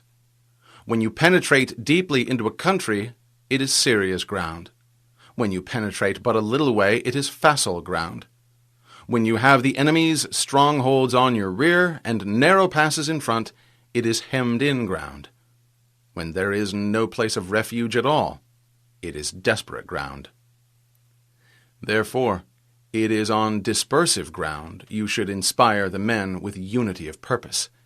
On facile ground, See that there is close connection between all parts of the army. This is both to guard against desertion of our own troops and against a sudden attack on the part of the enemy. On contentious ground, hurry up the rear. This is so that head and tail may both reach the goal at nearly the same time. On open ground, keep a vigilant eye on defenses. On ground of intersecting highways, consolidate your alliances. On serious ground, try to ensure a continuous stream of supplies. On difficult ground, keep pushing on along the road. On hemmed-in ground, block any way of retreat. This will make your soldiers fight with desperation. Cao Huan, who later became emperor, was surrounded by a great army. His own force was comparatively small, consisting only of 2,000 horses and something under 30,000 foot. The enemy had not drawn the lines of investment very closely together, leaving gaps at certain points. But Cao Huan, instead of trying to escape, actually made a shift to block all the remaining outlets himself by driving into them a number of oxen and donkeys roped together. As soon as his officers and men saw that there was nothing for it but to conquer or die, their spirits rose to an extraordinary pitch of exultation, and they charged with such desperate ferocity that the opposing ranks broke and crumbled under their onslaught. On desperate ground, proclaim to the soldiers the hopelessness of flight to save their lives. Burn your baggage and impedimenta. Throw away your stores and provisions, choke up the wells, destroy your cooking stoves, and make it plain to your men that they cannot survive, but must fight to the death. The only chance of life lies in giving up all hope of it. For it is the soldier's disposition to offer an obstinate resistance when surrounded, to fight hard when he cannot help himself, and to obey promptly when he has fallen into danger. The story of Pan Chao illustrates this point. When Pan Chao arrived at Shanshan, the king of the country received him at first with great politeness and respect. But shortly afterwards his behavior underwent a sudden change, and he became remiss and negligent. Pan Chao spoke about this to the officers of his suite. "Have you noticed," he said, "that the king's polite intentions are on the wane? This must signify that envoys have come from the northern barbarians, and that consequently he is in a state of indecision, not knowing with which side to throw in his lot." "That surely is the reason. The truly wise man, we are told, can perceive things before they have come to pass. How much more, then, those that are already manifest?" Thereupon he called one of the natives who had been assigned to his service and set a trap for him, saying, "Where are those envoys from the barbarians who arrived some day ago?" The man was so taken aback that between surprise and fear he presently blurted out the whole truth. Pan Chao, keeping his informant carefully under lock and key, then summoned a general gathering of his officers, 36 in all, and began drinking with them. When the wine had mounted into their heads a little, he tried to rouse their spirits still further by addressing them thus: "Gentlemen, here we are in the heart of an isolated region, anxious to achieve riches and honor by some great exploit. Now it happens that an ambassador from the barbarians arrived in this kingdom only a few days ago, and the result is that the respectful courtesy extended towards us by our royal host has disappeared.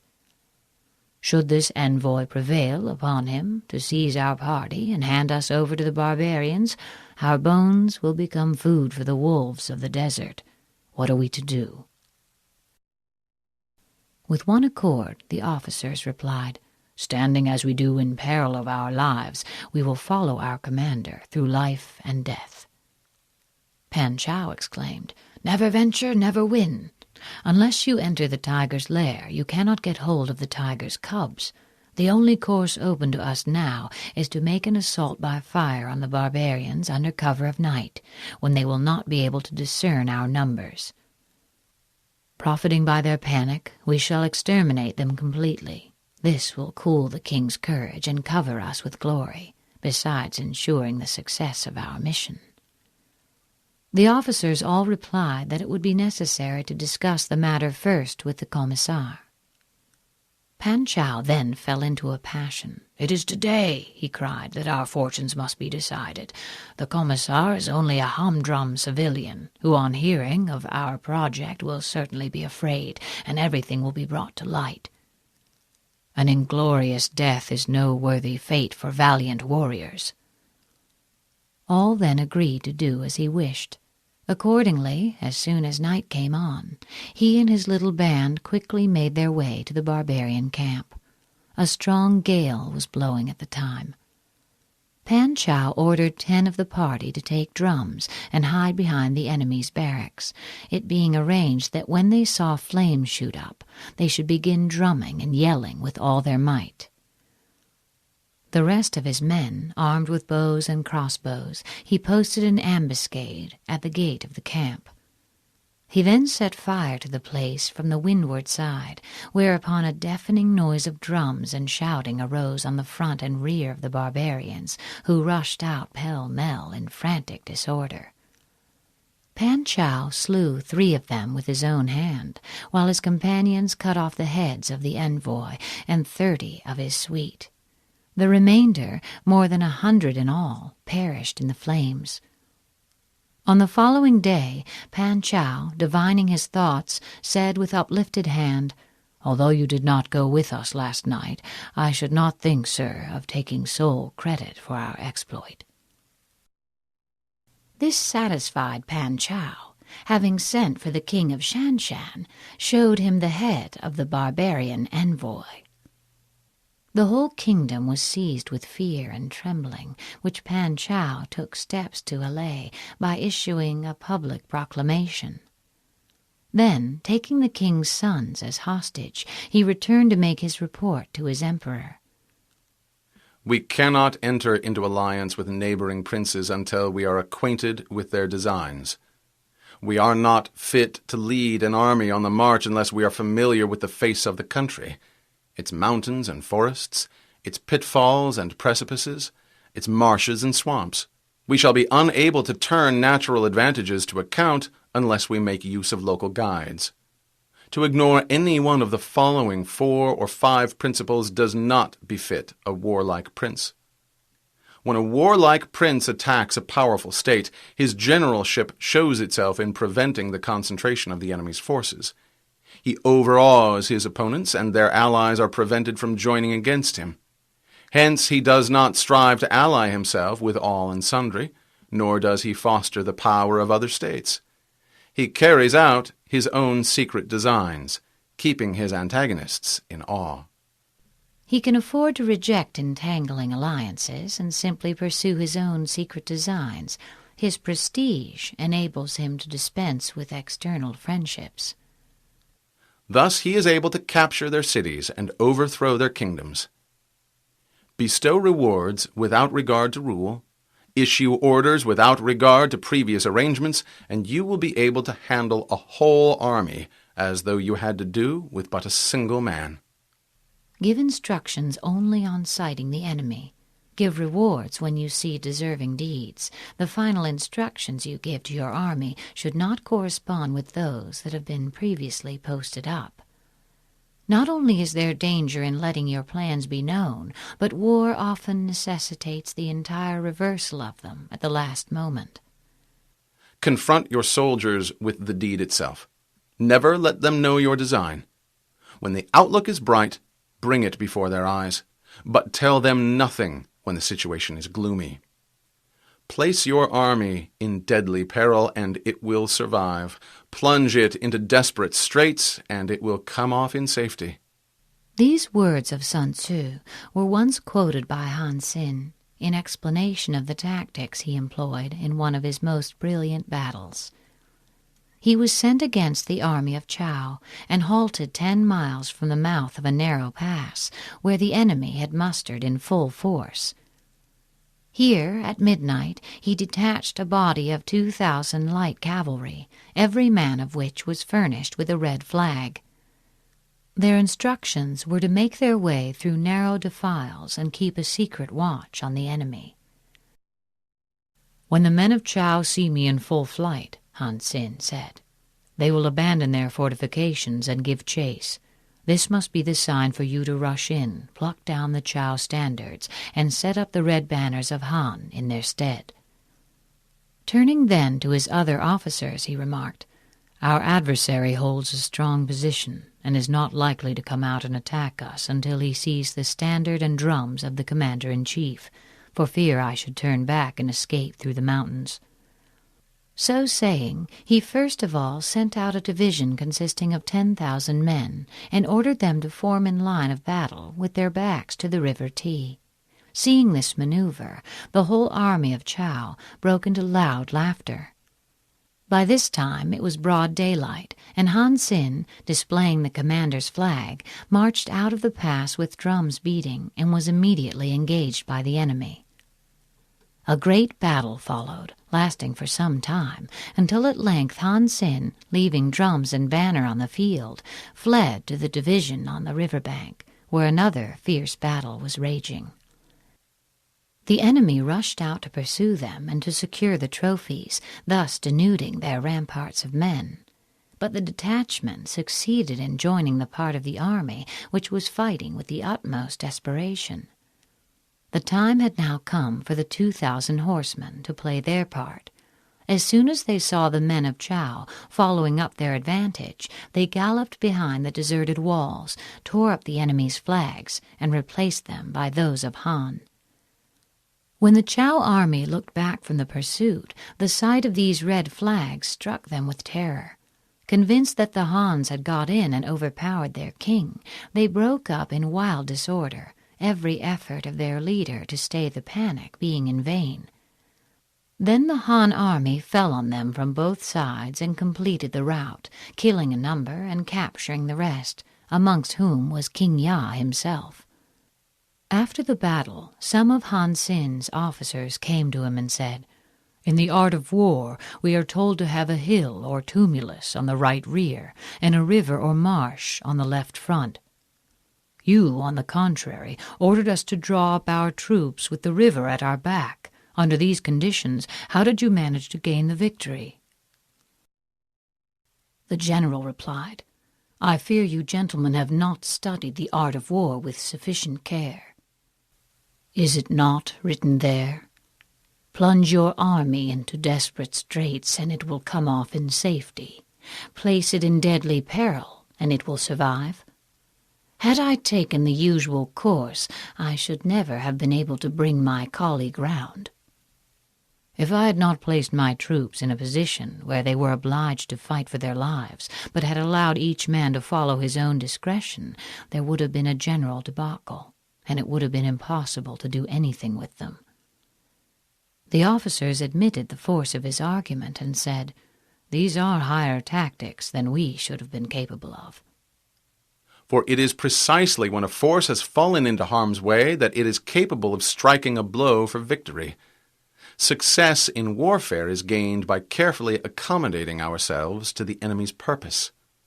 If the enemy shows an inclination to advance, lure him on to do so. If he is anxious to retreat, delay on purpose that he may carry out his intention. The object is to make him remiss and contemptuous before we deliver our attack.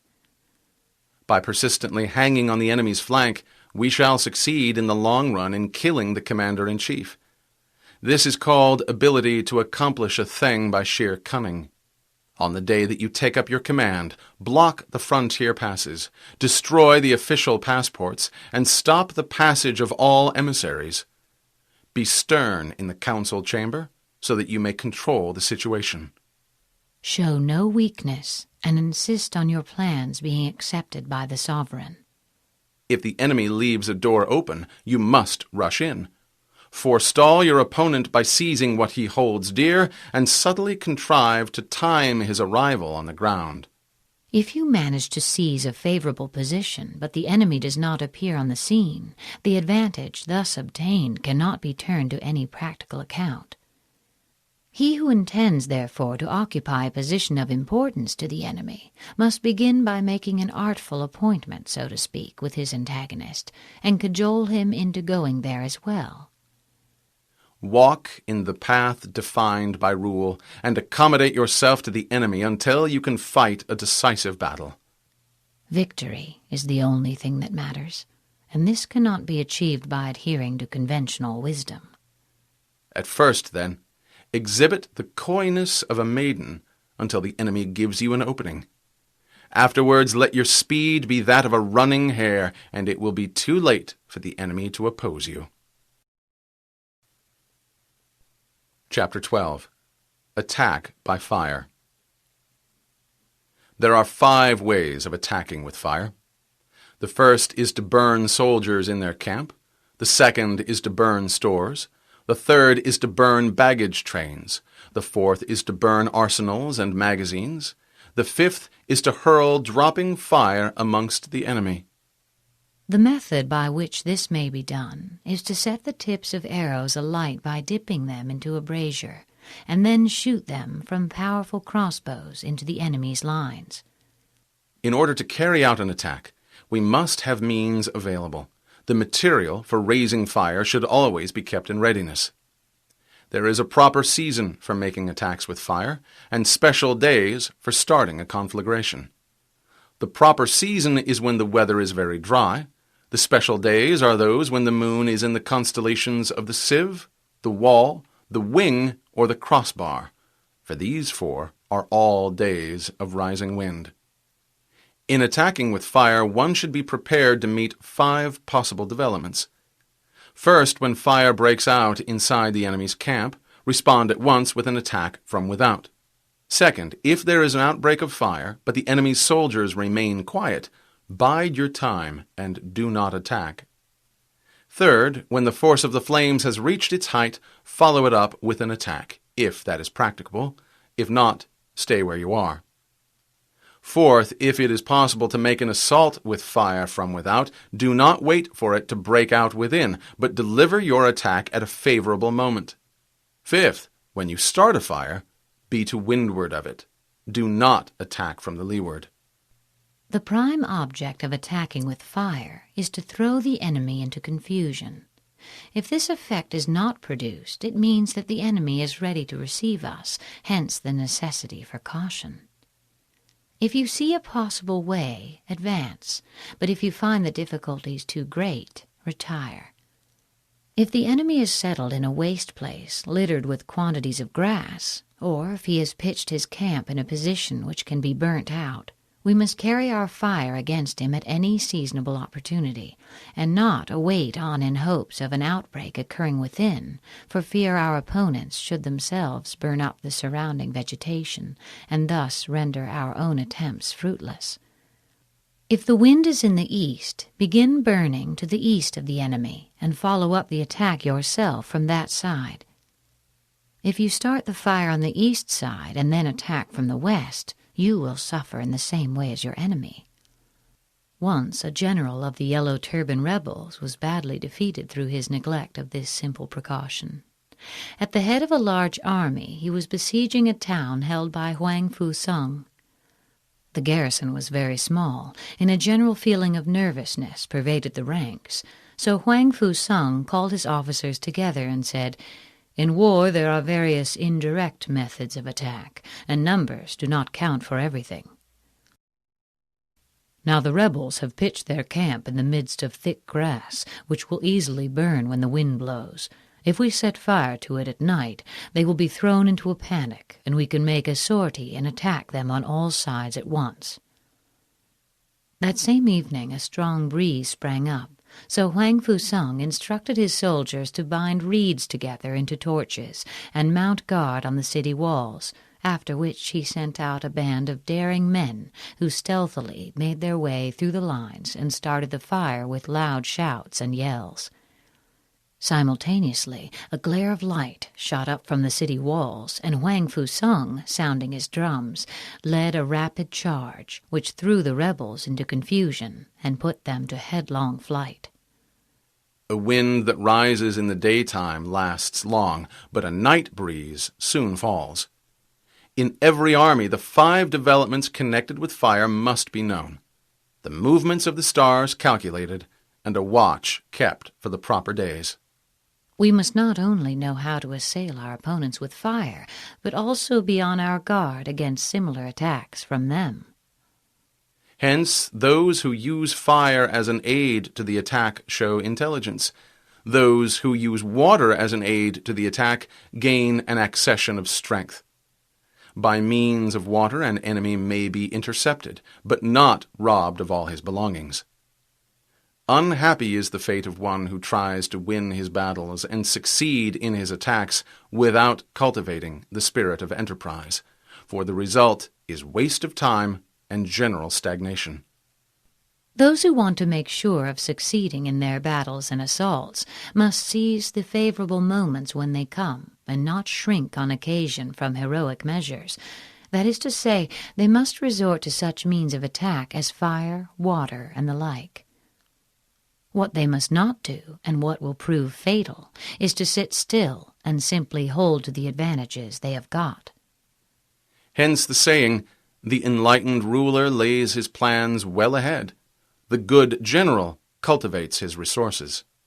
Move not unless you see an advantage. Use not your troops unless there is something to be gained.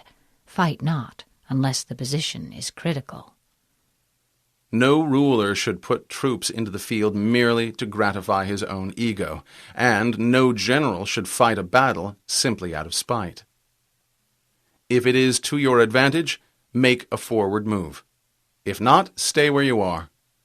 Anger may in time change to gladness. Vexation may be succeeded by content. But a kingdom that has once been destroyed can never come again into being, nor can the dead ever be brought back to life. Hence the enlightened ruler is heedful, and the good general full of caution. This is the way to keep a country at peace and an army intact. Chapter 13. Use of Spies. You know that raising a host of 100,000 men and marching them great distances entails heavy loss on the people and a drain on the resources of the state. The daily expenditure will amount to 1,000 ounces of silver. There will be commotion at home and abroad, and men will drop down exhausted on the highways. As many as 700,000 families will be impeded in their labor. Hostile armies may face each other for years, striving for the victory which is decided in a single day. This being so, to remain in ignorance of the enemy's condition simply because one grudges the outlay of 100 ounces of silver in honors and rewards is the height of inhumanity. One who acts thus is no leader of men, no present help to his sovereign, no master of victory. Thus, what enables the wise sovereign and the good general to strike and conquer and achieve things beyond the reach of ordinary men is foreknowledge. Now this foreknowledge cannot be elicited from spirits. It cannot be obtained inductively from experience, nor by any deductive calculation. Knowledge of the enemy's dispositions can only be obtained from other men, hence the use of spies, of whom there are 5 classes: local spies, inward spies, converted spies, doomed spies, and surviving spies. When these 5 kinds of spy are all at work, none can discover the secret system. This is called divine manipulation of the threads. It is the sovereign's most precious faculty. Having local spies means employing the services of the inhabitants of a district. In the enemy's country, win people over by kind treatment and use them as spies. Having inward spies is making use of officials of the enemy.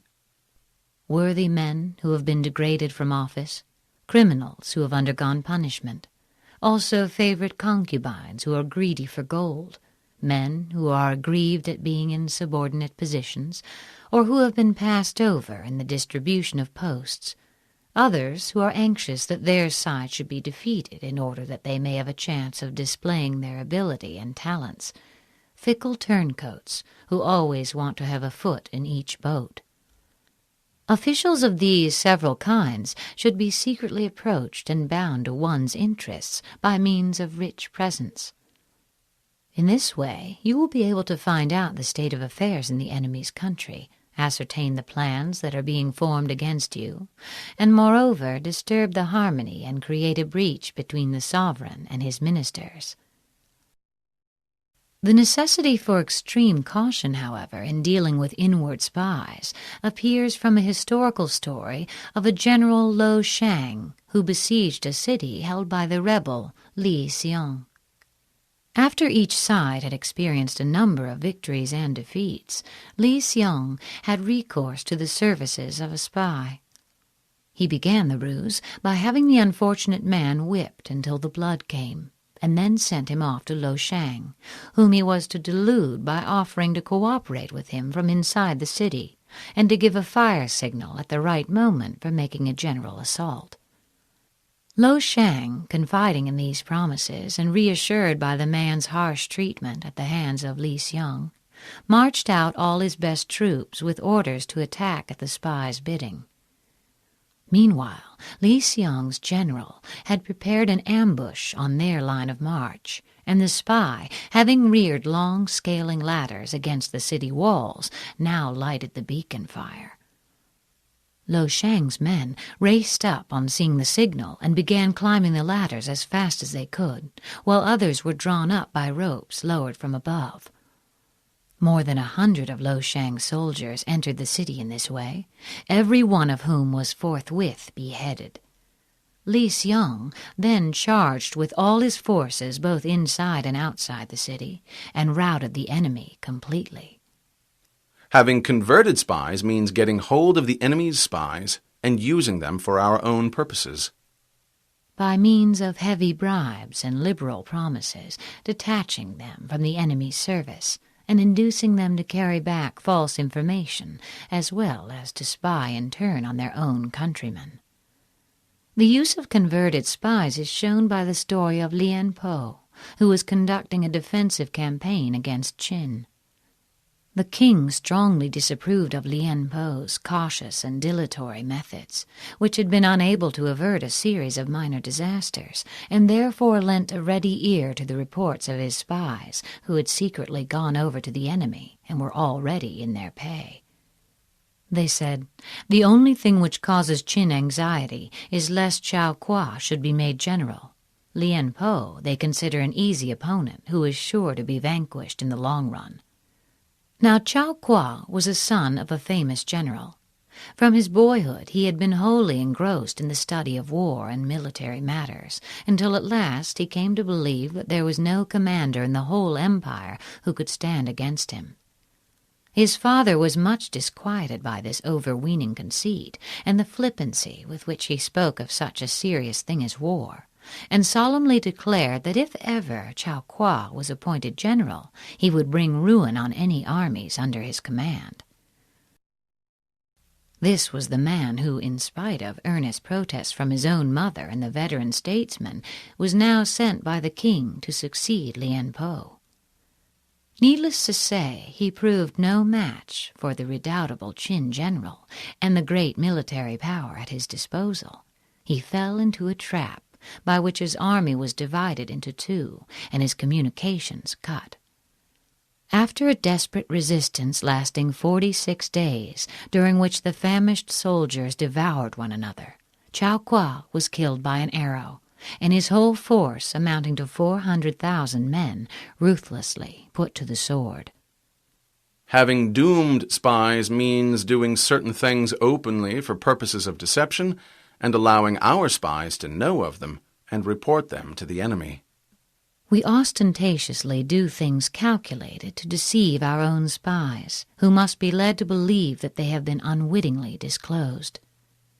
Then, when these spies are captured in the enemy's lines, they will make an entirely false report, and the enemy will take measures accordingly, only to find that we do something quite different. The spies will thereupon be put to death. Surviving spies, finally, are those who bring back news from the enemy's camp. This is the ordinary class of spies, properly so called, forming a regular part of the army. Your surviving spy must be a man of keen intellect, though in outward appearance a fool, of shabby exterior, but with a will of iron, He must be active, robust, endowed with physical strength and courage, thoroughly accustomed to all sorts of dirty work, able to endure hunger and cold, and to put up with shame and ignominy. Hence it is that which none in the whole army are more intimate relations to be maintained than with spies. None should be more liberally rewarded. In no other business should greater secrecy be preserved. Spies are attached to those who give them most. He who pays them ill is never served. They should never be known to anybody, nor should they know one another. When they propose any important undertaking, secure their persons, or have in your possession their wives and children as hostages, to ensure their fidelity. Never communicate anything to them but what is absolutely necessary that they should know. Spies cannot be usefully employed without a certain intuitive sagacity. In order to use them, one must know fact from falsehood, and be able to discriminate between honesty and double-dealing. Before using spies, we must assure ourselves as to their integrity of character and the extent of their experience and skill. But a brazen face and a crafty disposition are more dangerous than mountains or rivers. It takes a man of genius to penetrate such. An example of a brazen spy is given in the story of Tashi Wu, who was sent to gather news from an enemy camp accompanied by 2 other men. All 3 were on horseback and wore the enemy's uniform. When it was dark, they dismounted a few hundred feet away from the enemy's camp and stealthily crept up to listen, until they succeeded in catching the passwords used in the army. Then they got on their horse again and boldly passed through the camp under the guise of night watchmen, and more than once, happening to come across a soldier who was committing some breach of discipline, they actually stopped to give the culprit a sound cudgeling. Thus they managed to return with the fullest possible information about the enemy's dispositions, and received warm commendation from the Emperor, who in consequence of their report was able to inflict a severe defeat on his adversary.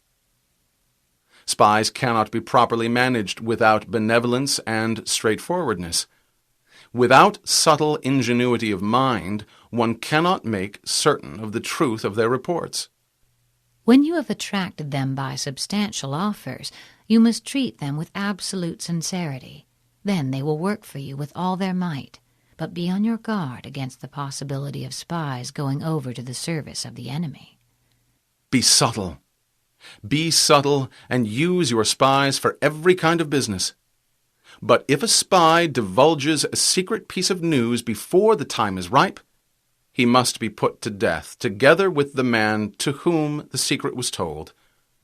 Whether the object be to crush an army, to storm a city, or to assassinate an individual, it is always necessary to begin by finding out the names of the attendants, the aides-de-camp, doorkeepers, and sentries of the general in command. Our spies must be commissioned to ascertain these. The enemy's spies who have come to spy on us must be sought out, tempted with bribes, and led away to be comfortably housed. Thus they will become converted spies and available for our service. It is through the information brought by the converted spy that we are able to acquire and employ local and inward spies. We must tempt the converted spy into our service, because it is he that knows which of the local inhabitants are greedy of gain, and which of the officials are open to corruption. It is owing to the converted spy's information, again, that we can cause the doomed spy to carry false tidings to the enemy. The converted spy knows how the enemy can best be deceived. Lastly, it is by the information of the converted spy that the surviving spy can be used on appointed occasions. The end and aim of spying in all its 5 varieties is knowledge of the enemy, and this knowledge can only be derived in the first instance from the converted spy. He not only brings information himself, but makes it possible to use the other kinds of spy to advantage. Hence, it is essential that the converted spy be treated with the utmost liberality.